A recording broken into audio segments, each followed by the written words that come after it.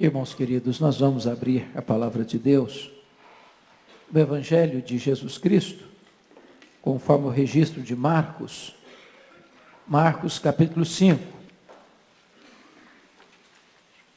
Marcos, capítulo 5.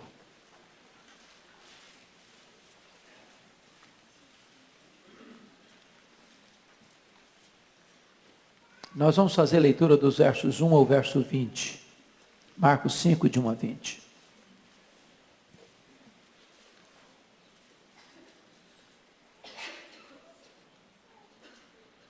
Está escrito: entre mentes, chegaram a outra margem do mar, a terra dos Gerazenos. Ao desembarcar, logo veio dos sepulcros ao seu encontro um homem possesso de espírito imundo, o qual vivia nos sepulcros, e nem mesmo com cadeias alguém podia prendê-lo.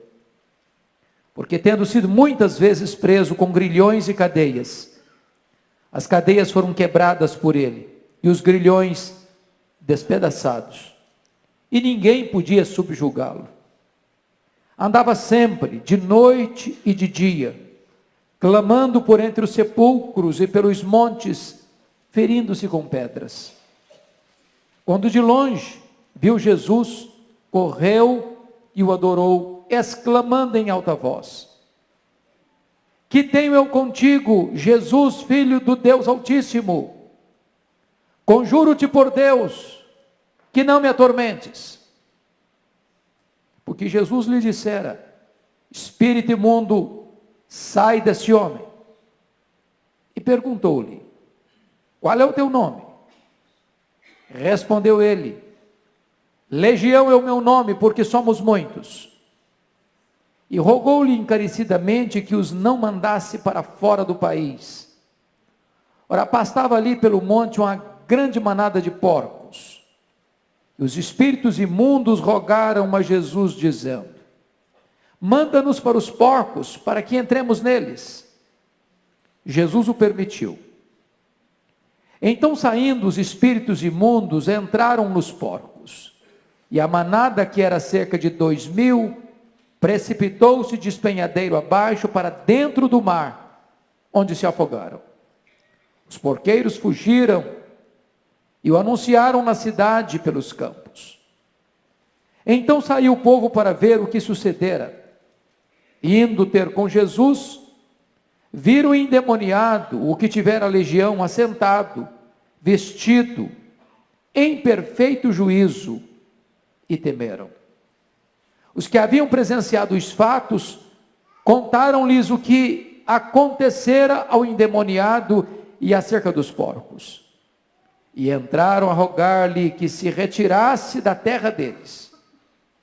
Ao entrar Jesus no barco, suplicava-lhe o que for endemoniado, que o deixasse estar com ele.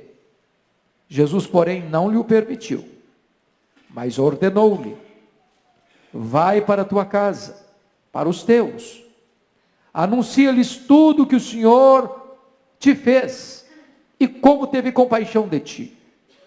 Então, ele foi e começou a proclamar em Decápolis tudo o que Jesus lhe fizera, e todos se admiravam. Amém. Irmãos queridos, o mundo tem hoje mais de 7 bilhões de pessoas.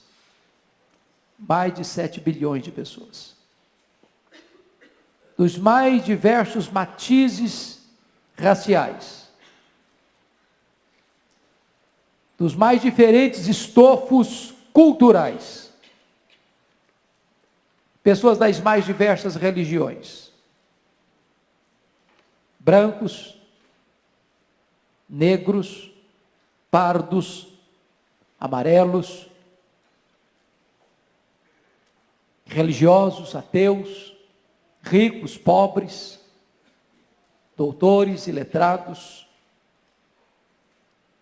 gente mergulhada nas selvas, perdidas nas montanhas geladas da Ásia, pessoas dos grandes centros urbanos, pessoas dos mais diferentes matizes. A Bíblia diz que o amor de Jesus não é apenas por esta vasta multidão.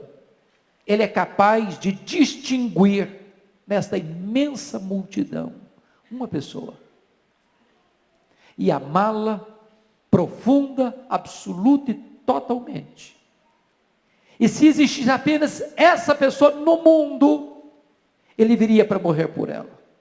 É assim que o apóstolo Paulo entendeu: Cristo me amou e a si mesmo se entregou por mim. Se vocês estão percebendo, o texto que antecede ao lido retrata Jesus numa terrível tempestade no mar da Galileia. Era noite, os discípulos aflitos, perturbados, acuados, amedrontados, clamando a Jesus por socorro. Jesus se levanta, repreende o vento, repreende o mar, faz-se grande bonança.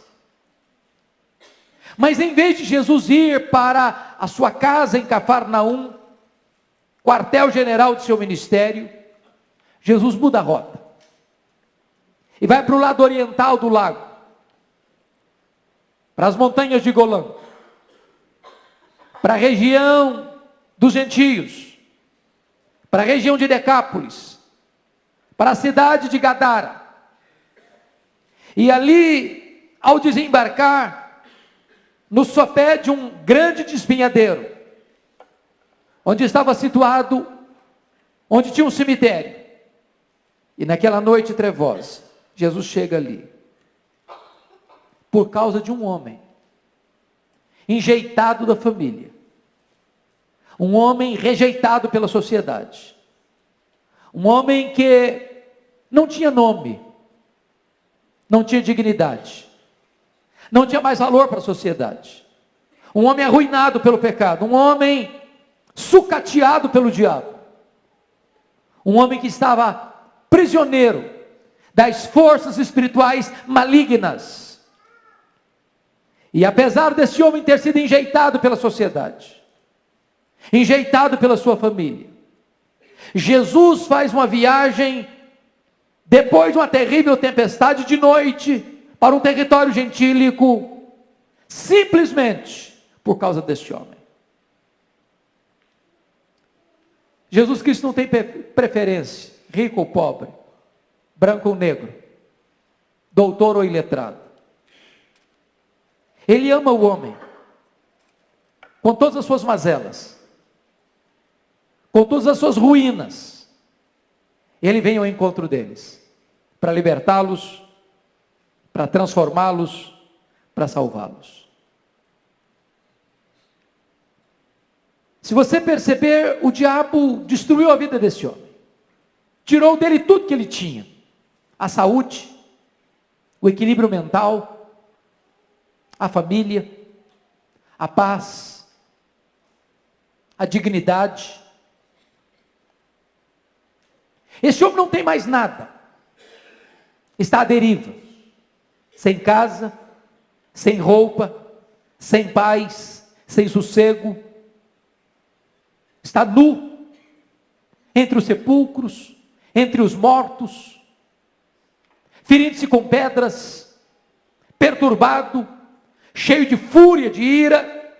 É uma ameaça para a sociedade, é uma ameaça para a família, é um pária humano, é um aborto vivo. E não obstante toda essa destruição, pois vivia dentro dele uma legião de demônios, Jesus Cristo se importa com ele, Jesus Cristo valoriza ele, Jesus Cristo faz uma viagem para libertá-lo e para salvá-lo. Isso significa para nós, irmãos, que Deus não tem lata de lixo.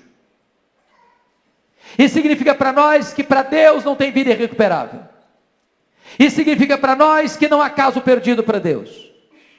Isso significa para nós que jamais devemos desistir de esperar o milagre da conversão, da transformação, da libertação dos cativos. E eu gostaria então de convidar você para olhar esse texto comigo. e para ver o que é que Satanás fez na vida desse homem, para depois nós vermos o que Jesus Cristo fez na vida dele. A primeira coisa que esse texto deixa claro é que esse homem estava possuído por uma legião de demônios. É bem verdade que nem todas as pessoas que estão nas mãos de Satanás estão possessas. Mas esse estava possesso. Quando Jesus pergunta qual é o seu nome, ele não responde João, José, Simão. Ele responde legião, porque somos muitos. Quem responde não é ele, mas as entidades malignas que habitavam nele, que governavam a mente dele, que gerenciavam os pensamentos dele. Para nós entendermos o grau de escravidão deste homem, nós precisamos entender o que é uma legião. Legião é um termo militar. Legião era uma corporação romana de 6.000 soldados. Legião era a força, era a máquina militar mais temida da época. A legião compunha os guerreiros mais perigosos, os atiradores, os flecheiros, os incendiários. Era uma força militar irresistível. Quando a legião romana entrava numa cidade, numa província, arrasava tudo, destruía tudo, matava todos. O que esse texto quer dizer para nós, irmãos, é que existe também uma força maligna, que não pode ser combatida com armas carnais, que está em ação e em curso na história, destruindo vidas, arruinando famílias, arrebentando com pessoas, jogando-as na vala do desespero, da escravidão, da morte. É exatamente este o retrato que nós vemos hoje, de uma sociedade machucada, ferida, barbarizada, desumanizada, bestializada, por uma força maligna que veio para roubar, matar e destruir. Esse homem, ele não é dono da vida dele, ele não é dono da personalidade dele, ele não controla os seus próprios gestos, os seus próprios atos, porque dentro dele há uma entidade maligna. É bem verdade, irmãos, que às vezes hoje a gente pensa em possessão demoníaca, retratado por este homem. E tem muita gente que, à luz dos filmes que parecem por aí de possessão, pensa que uma pessoa possessa fica revirando os olhos, fica babando pelos cantos da boca, e fica falando uma palavra esquisita, e então acham que esse é o perfil de uma pessoa endemoniada. Mas lembre que Judas Iscariotes, Satanás entrou nele, e ele não revirou os olhos, e ele não babou, e ele não falou com outra palavra estranha. Ele saiu da mesa onde Jesus celebrava a ceia e foi vender Jesus por 30 moedas de prata. Há muitas pessoas com ternos bem cortados, com sapatos bem engraxados, nos mais bonitos escritórios de São Paulo e do mundo, que por ganância e amor ao dinheiro são tomadas por Satanás para traírem o Filho de Deus. Satanás está em curso agindo, e ele é ladrão, e ele é assassino, e ele veio para roubar, ele veio para matar, e ele veio para destruir. Este homem é uma vítima dessa ação maligna. Mas em segundo lugar, irmãos, notem vocês que a força maligna nesse homem não pode ser contida por força humana, porque diz a Bíblia que eles colocaram algemas, eles colocaram cadeias, e ele despedaçava tudo. Ninguém podia detê-lo, diz a Bíblia. Havia uma força descomunal, não humana, não terrena, mas sobrenatural, espiritual, maligna, agindo na vida dele, que o levava à destruição. Segundo, terceiro, o texto nos informa, e se você ler os textos paralelos de Mateus e de Lucas, você vai perceber isso. O espírito maligno que estava neste homem levava-o a um sentimento de raiva, de fúria, de violência. Vocês não percebem que O que está acontecendo no mundo hoje parece que transborda fúria. Eu não sei se vocês se chocam com isso, ou se vocês olham nessa perspectiva, mas veja hoje os filmes de Hollywood. Irmãos, é um grau de violência fora do normal. É uma coisa que não bate com a realidade da vida. Por mais barbarizada que esteja a sociedade, por mais sanguinária que seja a sociedade, os filmes exploram um nível tão elevado de sangue, de violência, de barbaridade, que parece-nos que por trás existe uma mente maligna, perversa, extremamente raivosa, para destruir a sociedade, para destruir a família, para destruir o ser humano. Quarto lugar, você vai notar que esse homem está tomado por um senso de autodestruição. Diz a Bíblia que ele se feria com pedras. Gente, a principal coisa que nós temos como ser humano é o sentimento natural da autopreservação. Se alguém atira uma pedra em você, o natural é você tirar o corpo fora. Se alguém ameaçar você, o natural é você se defender. Esse homem perdeu o amor próprio, esse homem se entrega à autodestruição, e é assim que Satanás faz hoje, destrói as pessoas, elas perdem o amor próprio, elas perdem o sentido e o amor à vida, nas drogas, na promiscuidade, na mentira, na ganância, na soberba.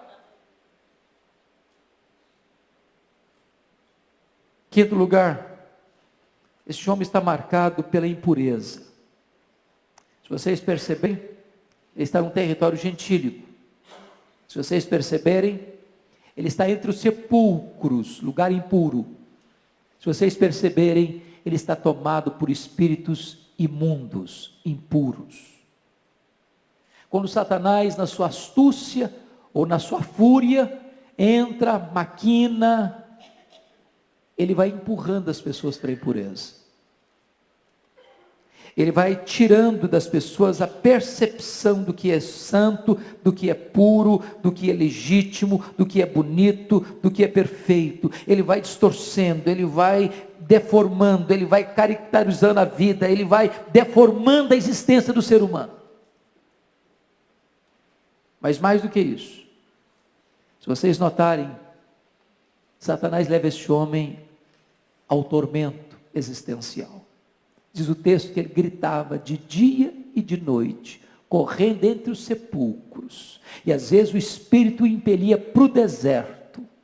Não tem paz, não tem sossego, não tem equilíbrio, não tem descanso. Este é o retrato do que Satanás pode fazer com o ser humano. Leva a pessoa ao fundo do poço, transforma a pessoa num capacho, destrói sua vida, destrói sua dignidade, destrói sua paz, destrói sua harmonia, destrói seu casamento, destrói seu nome, destrói sua honra, destrói sua família, destrói seu corpo, destrói sua alma. Este homem está sendo este retrato. Mas você pergunta, diante de uma cena dessa, o que a sociedade fez por esse homem? Duas coisas. Primeiro, desistiu dele. Desistiu dele. Irmãos queridos, é importante entender isso. As instituições humanas, as instituições governamentais podem ajudar e ajudam. Tem responsabilidade de ajudar? Tem. Mas há determinados momentos em que ela não pode mais ajudar. Porque agora é uma assistência espiritual que forças humanas terrenas não podem agir eficazmente.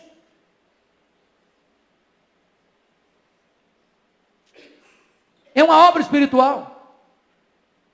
E é nesse sentido que o apóstolo Paulo diz que essa luta não é carnal. Você não vence essa luta com armas carnais. Tem que ser com armas espirituais, poderosas em Deus, para destruir fortalezas e anular sofismas. A sociedade desistiu desse homem. Esse homem está habitando entre os sepulcros, esse homem está no mundo dos mortos, esse homem virou um transtorno para a família, para a sociedade, e a sociedade desiste dele, porque os recursos que a sociedade tem para resolver o problema dele são falíveis, são pequenos, são limitados, são insuficientes. O máximo que a sociedade pode fazer por ele é botar uma algema no braço dele. nem essa algema pode contê-lo. Portanto, queridos irmãos, somente Jesus Cristo, Filho de Deus, pode trazer esperança para os escravizados pelo pecado, para os atormentados por Satanás, por aqueles que foram marcados, machucados, feridos, arruinados, sucateados por forças demoníacas. Talvez você pense assim: bom, mas será que então só aqueles que estão arruinados na sarjeta? E os que vivem uma vida boa? E os que vestem roupas bonitas? E os que frequentam as festas mais requintadas? E os que andam de carros mais luxuosos? E os que frequentam as universidades mais famosas? E os que viajam pelo mundo? E os que granjeiam dinheiro? E os que adquirem fama e sucesso? Satanás anda longe dessas pessoas? Ou elas também estão sendo alvos desse ataque terrível, sutil, perigoso? Porque às vezes, irmãos, a gente pensa que Satanás só age dentro desse território terrível, assombroso. Mas eu lhes direi que o humanismo antropocêntrico, idolátrico, materialista, consumista, ateísta, é uma forma muito mais sutil, muito mais perigosa, que arranca tanta gente para levar para a escravidão, para a morte, para o inferno. Foi por isso que Jesus Cristo disse para Pedro, quando Pedro queria desviá-lo da cruz: arreda Satanás. O que Jesus Cristo fez por esse homem? A primeira coisa que eu encontro nesse texto, irmãos, é que Jesus libertou esse homem. É que Jesus quebrou as correntes. É que Jesus rompeu os grilhões. É que Jesus abriu os portões de ferro. É que aquele homem que não sabia o que era liberdade, o que era equilíbrio, o que era paz, o que era sossego para a sua alma, o que era perdão para os seus pecados, o que era alegria de viver, Jesus Cristo fez por ele. Eu não conheço a sua história, eu não conheço a sua vida, eu não conheço os detalhes da sua existência, mas eu quero dizer para você nesta noite, em nome de Jesus, que Jesus de Nazaré está aqui nesta casa, está aqui neste templo, e Ele é poderoso para perdoar, para libertar, para transformar, para trazer paz para a sua alma, para trazer equilíbrio para o seu coração, para trazer vida para a sua vida. A segunda coisa que Jesus Cristo fez para esse homem, irmãos, foi devolver a ele a dignidade da vida. Devolver dignidade da vida. A primeira coisa que você vai notar é que esse homem está assentado agora aos pés do Senhor Jesus. Esse homem não tinha paz, ele não tinha sossego, ele não sentava, ele não dormia, ele não descansava. A alma dele era uma tempestade, o coração dele era uma tormenta. Os vendavais que sopravam furiosamente na vida desse homem eram piores do que os vendavais que Jesus acalmou no mar da Galileia. E agora, quando Jesus o liberta, esse homem está em paz, sereno, assentado aos pés do Senhor Jesus. Talvez você não tenha tido descanso para o seu coração. Tudo que você faz não faz sentido. Tudo que você ganha não preenche o vazio do seu coração. Você vai para aqui, você corre para lá. Mas a sua alma está inquieta, desassossegada. Eu quero dizer para você que Jesus pode acalmar o seu coração. Ele pode aquietar a sua alma. Ele pode serenar o seu coração. E você pode conhecer a bênção de assentar aos pés de Jesus, para ouvir a sua doce voz, para aprender com Ele, que é manso e humilde o coração. Ele pode dar significado à sua vida, Ele pode dar paz à sua alma, Ele pode dar equilíbrio para o seu viver. A terceira coisa que o texto nos informa é que este homem, notem isso, ele está vestido. É curioso isso. Já perceberam como Satanás quer deixar as pessoas nuas? Expô-las? Já perceberam como a sensualidade anda solta no ar? Já perceberam como esse sentimento de atrair as pessoas pela sensualidade é tão forte na nossa cultura? Aqueles que têm um encontro com Jesus Cristo, eles passam a ter respeito próprio, pudor. Pudor. Eu posso lhes dizer que as nossas vestes revelam mais o nosso interior do que cobrem o nosso exterior. As nossas vestes revelam muito mais a nossa alma do que cobrem o nosso corpo. Quando você tem um encontro com Jesus, você começa a entender que o seu corpo é o templo do Espírito Santo. Que você não pode usá-lo de maneira irresponsável para provocar a sedução e levar o outro ao pecado, mas você tem responsabilidade de cuidar do seu corpo com dignidade. Mas mais do que isso, o texto nos informa que esse homem está também em perfeito juízo. Perfeito juízo. Os estragos que Satanás fez na mente desse homem foram revertidos. Aquilo que poderia ser talvez diagnosticado como uma doença mental, apenas como uma doença mental, Jesus Cristo vai lá e repara. Podem ter certeza disso, irmãos. É muito perigoso a gente dar um diagnóstico errado. Eu gosto muito de um escritor que diz o seguinte: eu prefiro chamar demônio de gente que chamar gente de demônio. Eu prefiro errar chamando demônio de gente que chamando gente de demônio. Porque hoje, dentro do meio evangélico, qualquer probleminha emocional é o demônio.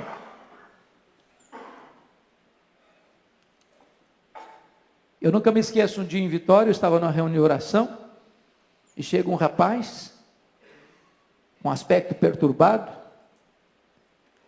e as pessoas que estavam na reunião de oração ficaram um pouco cismadas de orar com ele, e então eu fui, por livre e espontânea pressão, escalado para orar com ele. E obviamente eu orei de olho aberto. É claro. Se você um dia tiver que lidar com esse tipo de situação, ore de olho aberto. Mas comecei a perceber que aquele moço, enquanto orava, ele repetia como um mantra uma frase: sai, sai, sai, sai. Dando a impressão que ele estava expulsando alguma entidade maligna dele mesmo. Percebi imediatamente que aquele moço não tinha nada de demônio. Ele era um menino que tinha um problema mental grave, sério, precisava de tratamento. Quando fui examiná-lo, conversar com ele em detalhes, percebi que ele frequentava algumas igrejas neopentecostais. E lá, ao chegar, as pessoas queriam expulsar os demônios dele. Sai, sai, sai. E essa frase ficou gravada na mente dele. E ele continuou dizendo: sai, sai, sai. Fez um tratamento adequado, ficou curado. Graças a Deus, com uma vida equilibrada. Mas existe o reverso. Muitas vezes se trata como doença mental aquilo que é demônio. Muitas vezes se aplica um recurso puramente medicamentoso para alguém que só vai ser curado no momento que for liberto. Este é o caso. Esse homem não tinha paz na sua mente. Ele vivia de noite e de dia gritando entre os sepulcros, furioso, nu, se ferindo com pedras. E no exato momento em que ele foi liberto, no exato momento em que ele foi perdoado, no exato momento em que ele foi salvo, diz a Bíblia que ele estava em perfeito juízo, vestido, assentado aos pés do Senhor Jesus.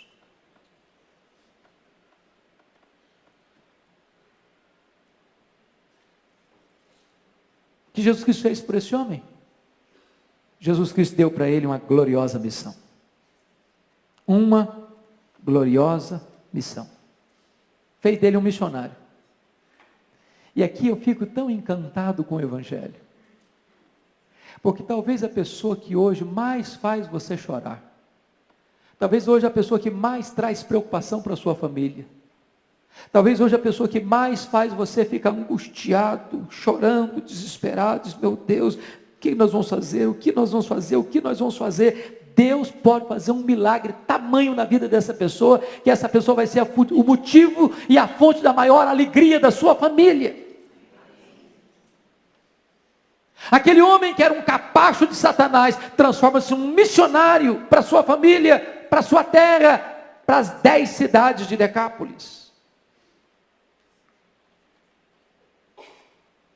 Mas, queridos irmãos, eu gostaria de concluir esta breve meditação, dizendo para vocês que esse texto me intriga profundamente. Me intriga porque ele está eivado de pedidos, de petições. E Jesus atende uma série de pedidos, de petições. E quem primeiro pede nesse texto são os demônios. Eu não diria para você que os demônios oram, não. Acho que o demônio não ora, mas pede. E quando Jesus chega em Gadara, aquele homem endemoniado corre, se prostra diante de Jesus, adora-o, chama-o de Filho de Deus, com medo de viesse atormentar-nos antes do tempo, e faz 3 pedidos para Jesus. Primeiro, não nos atormentes antes do tempo. Preste atenção nisso. Ao mesmo tempo que Jesus é o libertador dos escravos, ele é o atormentador dos demônios. Segundo pedido, não nos mandes para fora do país. Terceiro pedido, manda-nos para essa manada de porcos. Tinham 2.000 porcos pastando na região. E diz o texto que Jesus atendeu aos 3 pedidos. Aos 3 pedidos.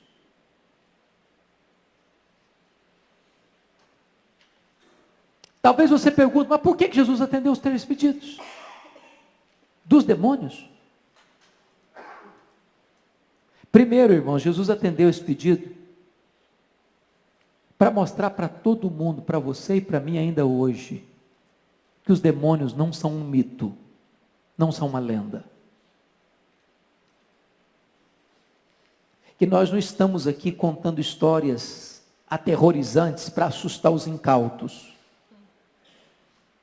Que os demônios existem, que o diabo existe, que é uma corja perigosa,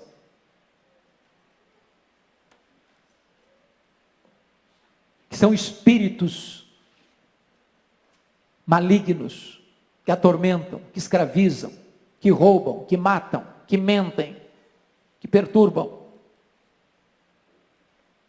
Que a nossa luta não é contra sangue e carne, mas contra esses principados e potestades, contra esses dominadores deste mundo tenebroso, contra essas forças espirituais do mal nas regiões celestes. Nós precisamos entender isso.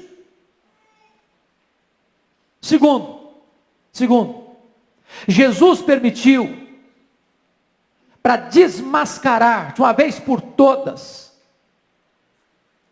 os valores distorcidos e invertidos de uma sociedade materialista que dá mais valor a porcos do que a gente.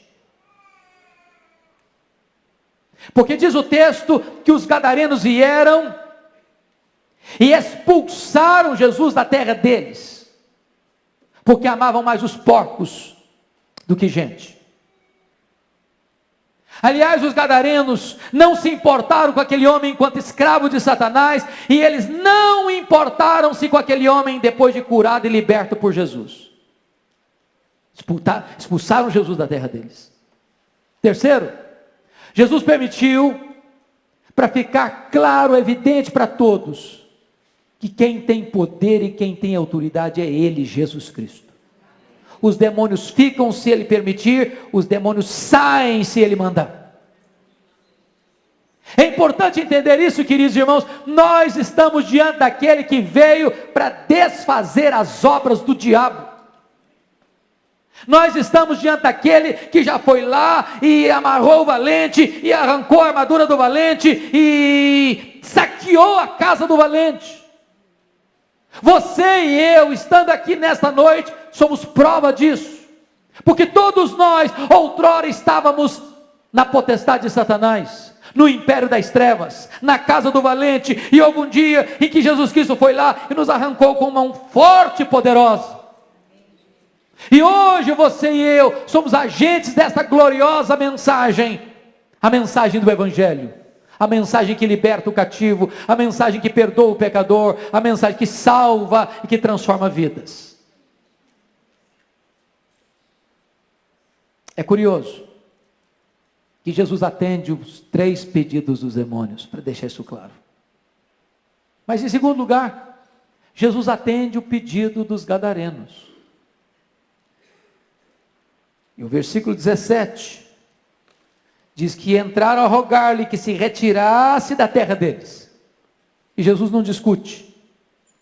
E Jesus não protela. E Jesus não argumenta.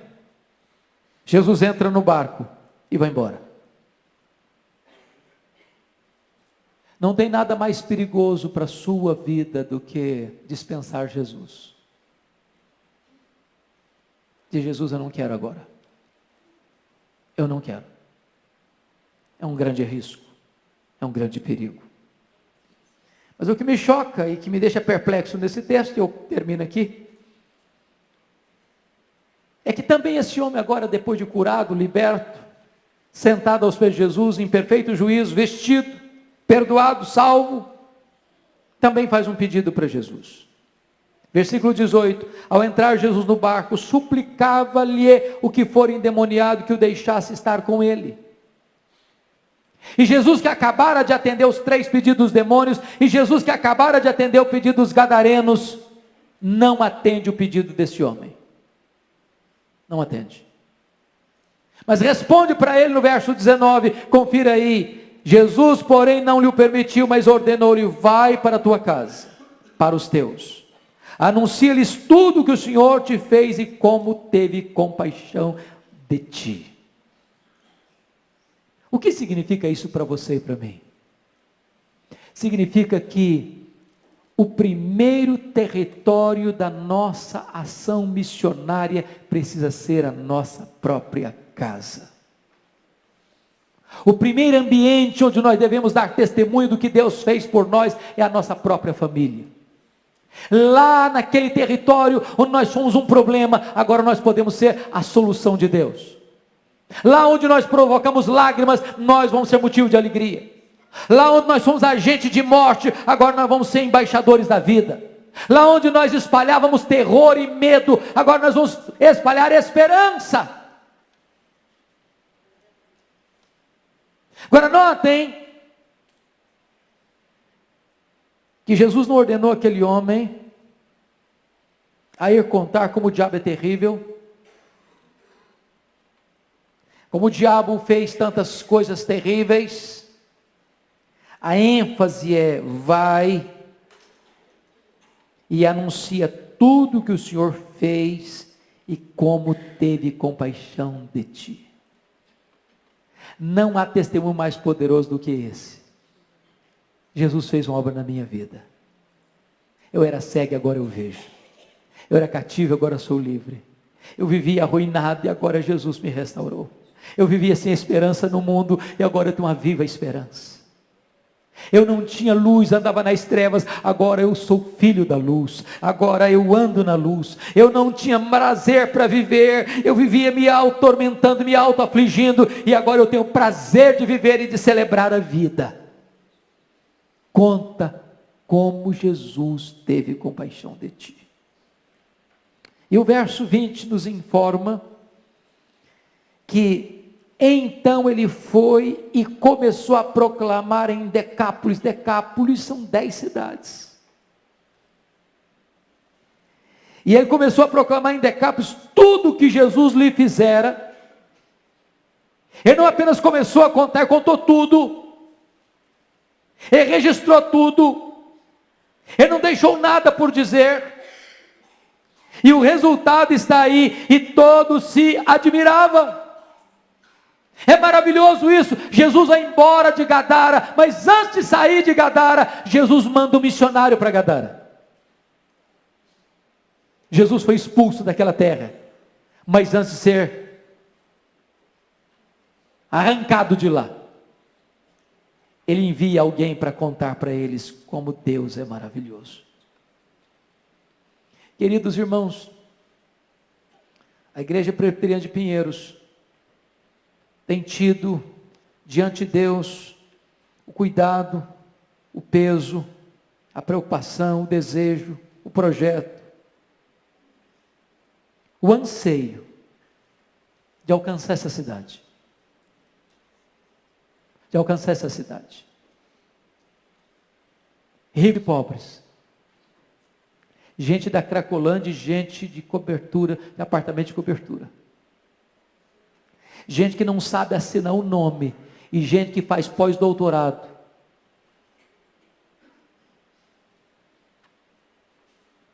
Gente que precisa de uma cesta básica, e gente que não sabe onde pôr o dinheiro. Nós precisamos alcançar todas essas pessoas.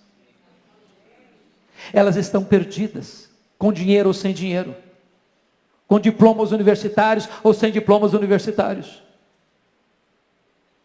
Não importa a roupa que elas vestem, o carro que elas andam, o apartamento e a casa que elas moram, não importa a condição social que elas têm, se elas não estão em Cristo, elas estão perdidas, elas estão arruinadas, elas estão sem esperança, e nós precisamos entender isso.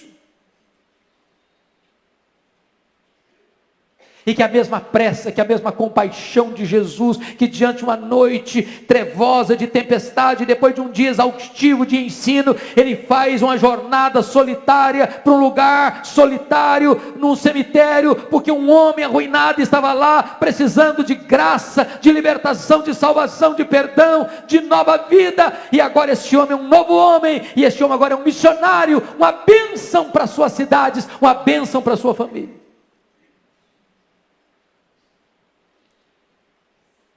Eu pergunto a você, o que é que Jesus Cristo já fez na sua vida? O que é que Jesus Cristo já fez na sua vida? Eu pergunto a você, o que você tem feito com aquilo que Jesus Cristo fez na sua vida? Quantas pessoas na sua família, quantas pessoas na sua parentela sabem disso? Quantas pessoas dentro da sua casa já foram impactadas com o seu testemunho? Quantas pessoas na sua escola, no seu trabalho, na sua profissão, no seu escritório, no seu hospital, na sua empresa, lá no seu comércio, lá nas suas atividades, sabem o que Jesus Cristo já fez na sua vida? Você não foi salvo apenas para ir imediatamente para o céu, porque se você fosse salvo só com essa penalidade, Jesus Cristo já teria levado você para lá. Se você está aqui, é porque Deus tem um plano a fazer através de você. Vai, conta para os teus quanta coisa o Senhor fez por ti e como teve compaixão de ti. Esse homem não desobedeceu essa ordem. Ele foi, ele contou tudo. E diz a Bíblia que todos, não alguns, não a maioria, todos se admiravam. Que Deus seja louvado, queridos. Que nós nos levantemos, cada um de nós nos levantemos para dizer em alto e bom som, no poder do Espírito Santo, com a urgência devida, o que Deus fez por nós. O que Deus fez por nós. Vamos orar ao Senhor. Feche seus olhos. Curva sua fronte, por favor.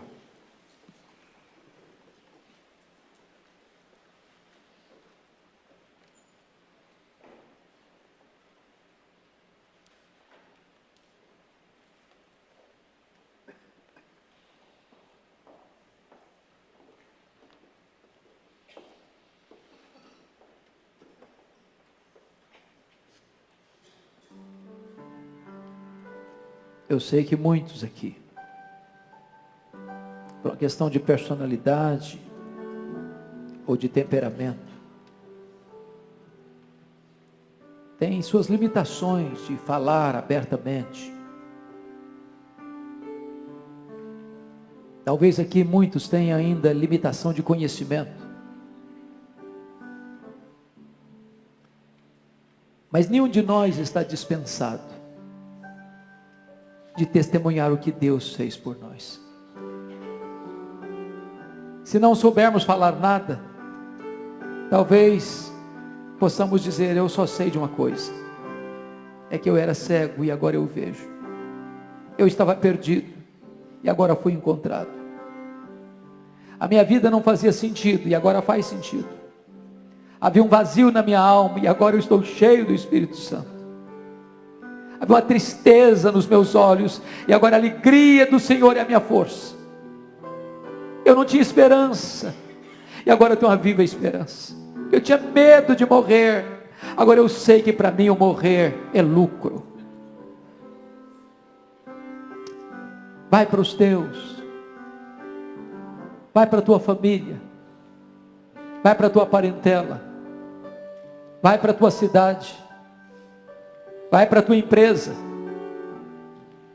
vai para o teu escritório, vai para a tua universidade, vai para o teu hospital, vai para a rua, conta para as pessoas tudo quanto Deus fez por você. Como Jesus teve compaixão de você. Não se omita, não se acovarde, não feche sua boca. Não enrole, ensarilhe as armas. Não chegue diante de Jesus de mãos vazias. Ele nos salvou, Ele nos libertou. E agora Ele nos envia, Ele nos comissiona. E todos nós que ouvimos o seu chamado para a salvação, devemos receber agora e ouvir a sua convocação para a missão. Ó Deus, abençoa o teu povo, abençoa a tua igreja. Se houver alguém aqui nesta noite, Deus, que ainda precisa ser liberto, precisa ser transformado pelo poder do Evangelho, está vivendo sem paz, arruinado, perdido, confuso, alcance esse coração nesta noite. Que haja salvação nesta casa nesta noite. Se há alguém aqui, meu Deus, que já foi salvo, mas ainda não é uma testemunha viva, corajosa, cheia do Espírito Santo, Senhor, reveste esta pessoa agora com o poder do alto. Dê a ela a alegria de ganhar seus familiares, seus amigos, seus colegas para Jesus. Dê-lhes a experiência de falar a tempo e a fora de tempo deste nome que é sobre todo nome, o nome que está acima dos demônios, o nome que venceu o pecado, o nome que venceu a morte, o nome que traz esperança para o homem, o nome de Jesus. Levanta a tua igreja, Senhor. Esta igreja que está espalhada nessa cidade, faz dessa igreja um facho de luz nessa cidade. Faz desta igreja uma agência do teu reino nesta cidade. Faz desta igreja, Deus, uma igreja ganhadora de almas nessa cidade. E permita, Deus, que nós vejamos este testemunho se espalhando e muita gente vindo a te conhecer e a se render aos pés do Salvador. Glória ao teu nome, porque Jesus Cristo entrou na nossa história. Glória ao teu nome, porque hoje temos uma viva esperança. Bendito é o teu nome, Senhor, em nome de Jesus, amém.